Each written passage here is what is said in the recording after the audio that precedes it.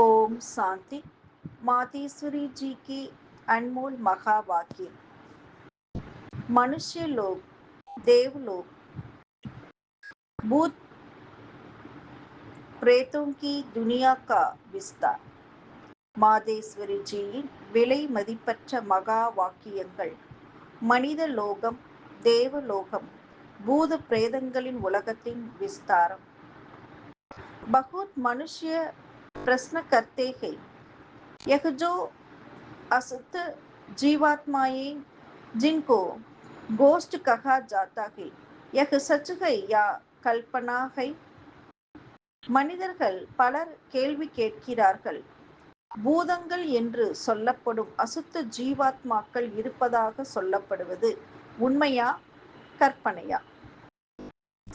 அத்வா வஹ்மோகை அல்லது சந்தேகத்திற்குரியதா? उस पर आज स्पष्ट समझाया जाता है कि मनुष्य आत्मा जब विकर्म करती है तो उनको अनेक प्रकार से सजाएं भोगनी अवश्य पड़ती है. அதை பற்றி இன்று தெளிவாக புரிய வைக்கப்படுகிறது. மனித ஆத்மா விகர்மம் செய்யும் போது அவர் அநேக விதமான தண்டனைகளை அனுபவிக்க வேண்டிய அவசியம் ஏற்படுகிறது. और भोगनी भी मनुष्य जन्म में है, ना कि जानवर, पंछी और பசு யோனி में. மேலும் மனித பிறவியில் தான் அனுபவித்தாக வேண்டுமே அல்லாமல் மிருகங்கள், பறவைகளாக பிறந்து அல்ல. दुख सुख भोगने की महसूसता मनुष्य में जास्ती है, ना कि जानवरों में.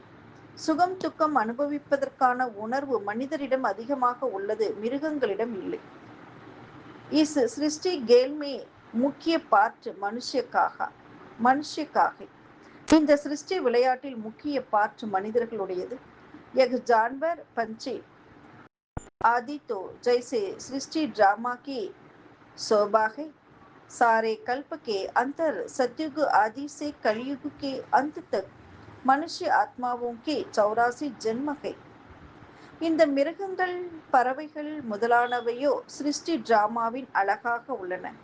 முழு கல்பத்திலும் சத்தியுக ஆரம்பத்திலிருந்து கலியுக கடைசி வரை மனித ஆத்மாவுக்கு 84 பிறவிகள். बाकी यह 84 लाख तो जानवर, पक्षी आदि की वैरायटी हो सकती है.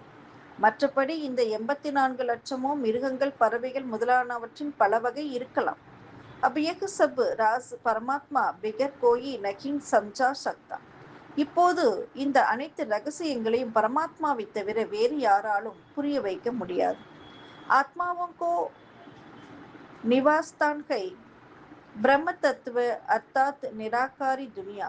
बाकी इन जानवरों की आत्माएं ब्रह्म तत्व में नहीं जा सकती. ஆத்மாக்களின் வசிப்பிடம் பிரம்ம தத்துவம், அதாவது நிராகாரி உலகம். மற்றபடி இந்த மிருகங்களின் ஆத்மாக்கள் பிரம்ம தத்துவத்திற்கு செல்ல முடியாது. वही इस आकाश तत्व के अंदर ही पार्ट बजाती के उनको का भी मर्ज यमर्ज का और सदो रजो तमो में आने का पार्ट होता है. அவை இந்த ஆகாய தத்துவத்திற்குள்ளேயே பார்ட் நடிக்கின்றன. அவற்றுக்கும் கூட மர்ஜ் எமர்ஜ் ஆவதுடன் சதோ ரஜோ தமோவில் வரக்கூடிய பார்ட் உள்ளது. इसलिए प्रकृति के बहुत विस्तार में न जाकर पहले हम अपनी आत्मा का कल्याण करें अर्थात मन्मना भव. எனவே இயற்கையின் அநேக விஸ்தாரத்தில் செல்லாமல் முதலில் நாம் நம் ஆத்மாக்களுக்கு நன்மை செய்ய வேண்டும், அதாவது மன்மனா பவ. अब आते हैं मनुष्य आत्मा पर, तो जो आत्माएं असुत कर्म करने से विकर्म बनाती है वो अपने अशुद्ध संस्कार अनुसार जन्म मरण के चक्कर में आए आदि मध्य अंत अर्थात मरने के समय अपने किए हुए विकर्मों का साक्षात्कार पाए सूक्ष्म में सजा भोगती है. இப்போது மனித ஆத்மா பற்றிய விஷயத்துக்கு வருவோம். எந்த ஆத்மாக்கள் அசுத்த கர்மம் செய்வதால் விகர்மங்களை உருவாக்குகிறார்களோ அவர்கள் தங்கள் அசுத்த சம்ஸ்காரங்களின் அனுசாரம் பிறப்பு இறப்பின் சக்கரத்தில் வந்து ஆதி மத்திய அந்தம், அதாவது இறக்கும் தருவாயில் தாங்கள் செய்துள்ள விகர்மங்களின் சாட்சாத்காரம் பெற்று சூட்சுமத்தில் தண்டனை अनुभविக்கின்றார்கள். इस थोड़े समय में अनेक जन्मों का दुख महसूस होता है, फिर शरीर छोड़ जाकर गर्भ जेल में दुख भोगती है और இந்த குறுகிய காலத்தில் அநேக ஜென்மங்களின் துக்கத்தின் அனுபவம் ஏற்படும். பிறகு சரீரத்தை விட்டு போய் கர்ப்ப ஜெயிலில் தண்டனை அனுபவிக்கிறார்கள்.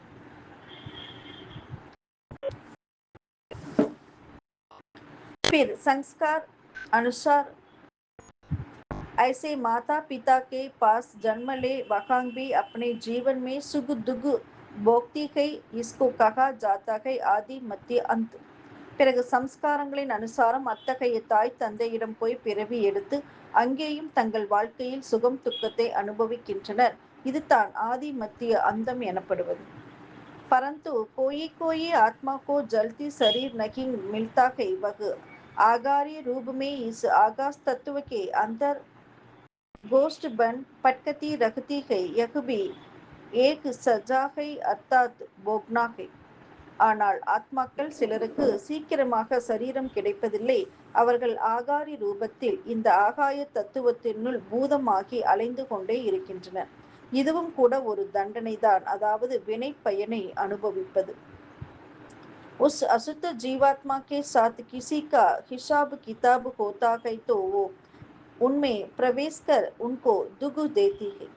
அந்த அசுத்த ஜீவாத்மாக்களோடு யாருக்காவது கணக்கு வழக்கு இருக்குமானால் இவர்கள் அவர்களுக்குள் பிரவேசமாகி துக்கம் கொடுக்கின்றனர். अर्थात हिसाब किताब चुककर फिर जाकर अपना शरीर धारण करती है. அதாவது கணக்கு வழக்கை முடித்து பிறகு போய் தங்கள் சரீரத்தை தாரணை செய்கின்றனர். कोई जीवात्मा तो जिसमें प्रवेश करती है उनके बहुत मारती भी है, बहुत कष्ट देती है. இன்னும் சில ஜீவாத்மாக்களோ யாருக்குள் பிரவேசமாகிறார்களோ அவர்களை அதிகமாக அடித்து துன்புறுத்தவும் செய்கின்றனர், மிகுந்த கஷ்டங்களை கொடுப்பார்கள். परंतु यह सब हिसाब किताब के अंदर भोगना का प्रकार है, जो सभी मनुष्य तन में ही सुख दुख महसूस होता है. ஆனால் இந்த அனைத்து கணக்கு வழக்குகளுக்கு உள்ளும் அனுபவிப்பதற்கான விதம் உள்ளது. அனைவருக்கும் மனித சரீரத்தில் தான் சுகம் துக்கம் அனுபவம் ஆகிறது.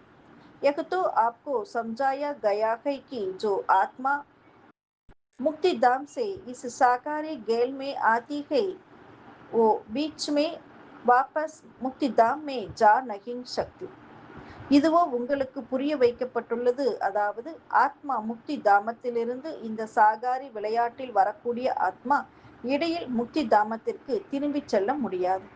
परंतु अपने किए हुए अशुद्ध शुद्ध कर्मों अनुसार संस्कार ले दुख सुख के சக்கர் में आती है.